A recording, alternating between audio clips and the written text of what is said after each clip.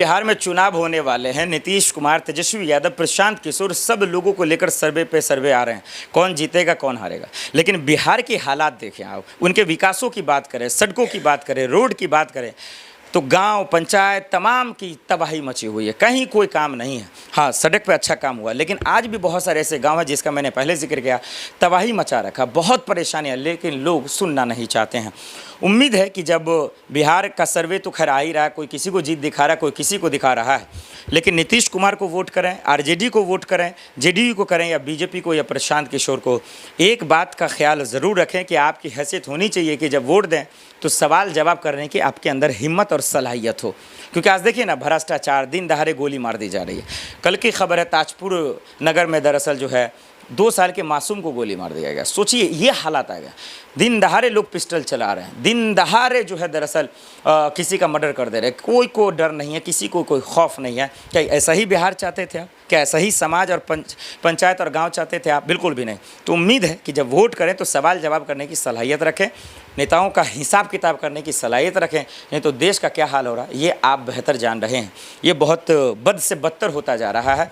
बिहार को सुरक्षित रखना है, बिहार को बेहतर बनाना है, तो ये पार्टियों के चक्कर में ना पड़े आप। आपके अंदर हिम्मत होना चाहिए कि जब वोट कर रहे हैं तो सवाल करने का हिम्मत भी होना चाहिए कि हमने जो आपने वादे किए, जो आपने मैनिफेस्टो बनाए, जो आप कह रहे हैं वो करने की क्षमता है या नहीं है। और नहीं तो फिर आप समझ ही रहे हैं कि जात पात के नाम पर वोट देंगे तो फिर वो अपना खेल तो कर ही जाएंगे, और आपके बच्चे इसी तरह जो है कि अफीम चाट कर, धर्म का अफीम चाट ले या किसी और चीज़ का, अब वो किसी और चीज़ में जो है मशगूल हो जाएंगे और आपका घर तबाह बर्बाद हो जाएगा। उम्मीद है कि आप लोग जो है इलेक्शन है तो हिसाब किताब करें, सवाल करें और उन नेताओं को ज़रूर चुनें जो आपके गांव का, आपके बिहार का, आपके ज़िले का विकास करना चाहते। पूरे बिहार में मोहम्मदपुर कुआरी एक ऐसा पंचायत है, एक ऐसा गाँव है जहाँ लहसुन, प्याज और सूअर का गोश्त खाने से पाप माना जाता है या पाप लग जाता है। लेकिन दलाली करने में, रिश्वतखोरी करने में और हराम की कमाई खाने में कोई पाप नहीं लगता है या पाप नहीं माना जाता है। ये एक ऐसा गांव है, एक से बढ़कर एक धुरंधर नेता माने जाते हैं, एक से बढ़कर एक पावरफुल और ताकतवर नेता माना जाते हैं, लेकिन उसके बावजूद जो है उनके गांव से भ्रष्टाचार ख़त्म नहीं होता। उनके गांव में जो रोड का मसला है, जो बार बार मैं सवाल उठा रहा था, आवाज़ उठा रहा था और मैं कह रहा था, लेकिन इसके बावजूद उन नेताओं की औकात नहीं है, हैसियत नहीं है कि इस सड़क को बना दे, सड़क पर नाले बना दे। ऐसा कोई व्यवस्था नहीं बन पाया। हर लोग चौक चौराहे पे बात कर रहे हैं, हर लोग सियासत कर रहे हैं, राजनीति कर रहे हैं, लेकिन इसके बावजूद उनकी हैसियत और औकात इतनी नहीं है कि वो गांव के सड़क को ठीक कर सके, नाले बना सके। इसीलिए मैंने कहा कि लोग पाप खोने की बात करते हैं कि ये पाप है, वो पाप है, चुगली करना पाप है, रिश्वत लेना पाप है, खाली सिर्फ बातें करते हैं, लेकिन ये दलाली करना, हराम की कमाई खाना, ये सब उनको पाप ही नहीं लगता। मोहम्मदपुर कुआरी जो पंचायत है, वहाँ 2 लोग जिम्मेदार हैं, एक तो वहाँ के लोग भी और उनके नेता भी। और कैसे, आइए हम आपको बाखूबी तरीके से बताते हैं। आप दर्शकों, आप लोगों ने वीडियो देखा होगा, सबकी मंशा यही थी, खास करके हमारी मंशा तो यही थी कि मैं जिस गांव से ताल्लुक़ रखता हूं, जिस धरती से मैं आता हूं, अगर वहां का सड़क अच्छा ना हो कितनी बुरी बात है। और हमने इसीलिए आवाज़ें उठाई, पक्ष विपक्ष सब लोगों से हमने कोशिश की, मुखातिब होने की कोशिश की कि भाई उस सड़क को बना दिया जाए। तरह तरह के लोग बात कर रहे हैं, बैठकें हुई, तमाम चीज़ें हुई, एनओसी की बात आई, सिग्नेचर की बात आई, लेकिन मामला वहीं आके अटक जाता है अहंकार पर, ईगो पर। और अहंकार, ईगो भी किस बात का है कि गलीज में रहना है, गंदे नाली में रहने का है, वहाँ पे पानी लगी है, कीड़ा है, कीटनाशक है, उसी में रहने का उन लोगों ने ठान लिया। अब सोचिए गांव के लोग क्या कहते हैं, गांव के नेता क्या कहते हैं, हम इतने पावरफुल, हम ये कर देंगे, हम वो कर देंगे, लेकिन उनकी ये औकात नहीं कि एक नाले बना सकते हैं, उनकी एक ये औकात नहीं है कि इस रोड को बना सकते हैं। और पावरफुल की बात करते हैं, ये बात करते हैं कि हम इतने अच्छे हैं, हम ये कर सकते हैं, वो कर सकते हैं। अब आइए जनता की बात, सिर्फ ये नेता के बहाने छोड़े हुए हैं, उनको लगता है कि ये बना देंगे।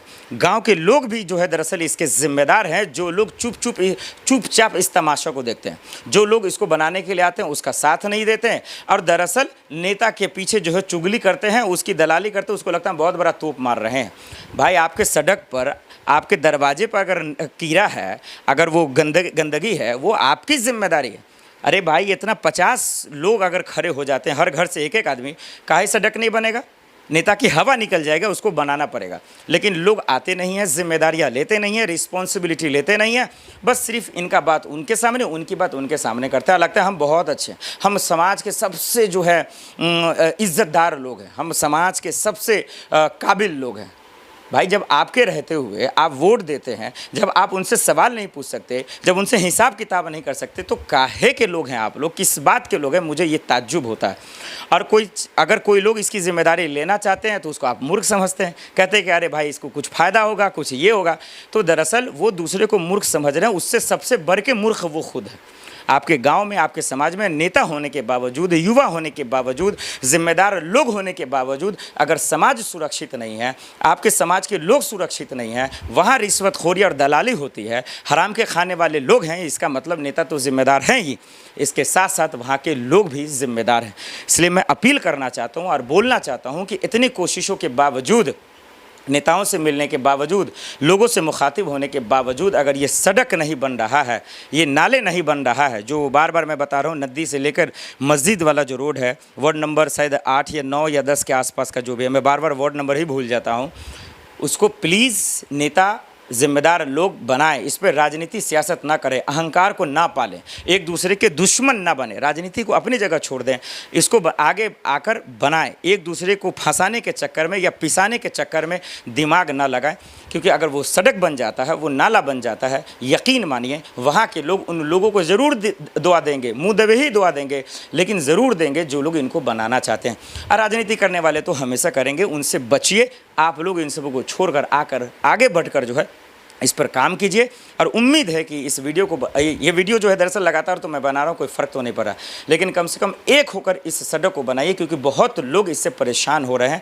बार बार वो फ़ोन कर बोलते हैं, मैं क्या कर सकता हूँ, मेरी काम है सिर्फ आवाज़ें उठाना, इससे ज़्यादा मेरे हाथ में कुछ नहीं है। मैं लगातार नेताओं से भी बातचीत किया, मंत्रियों से भी किया, और जो गांव के जिम्मेदार लोग हैं हमने उनसे भी बातचीत किया, लेकिन जब आप लोग ही आगे नहीं आएंगे, आप सिर्फ आंख बंद कर जो है, कान बहरे कर अगर आप देखते रहेंगे तमाशा को, तो फिर कोई दूसरा तो नहीं आएगा। आपके घर के सामने आप लोग भी आइए, हर घर से एक आदमी अगर निकल जाएगा, 50 से 100 लोग होगा, तो नेताओं को जवाब देना पड़ेगा।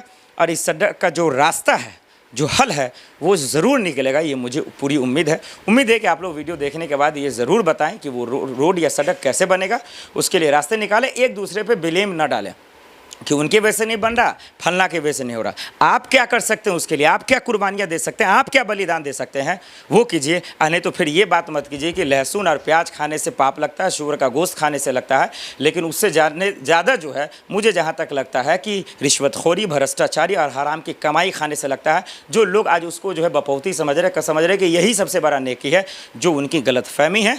और जितना जल्दी इस गलत और गफलतबाजी को दूर कर लेंगे, ज़्यादा बेहतर होगा।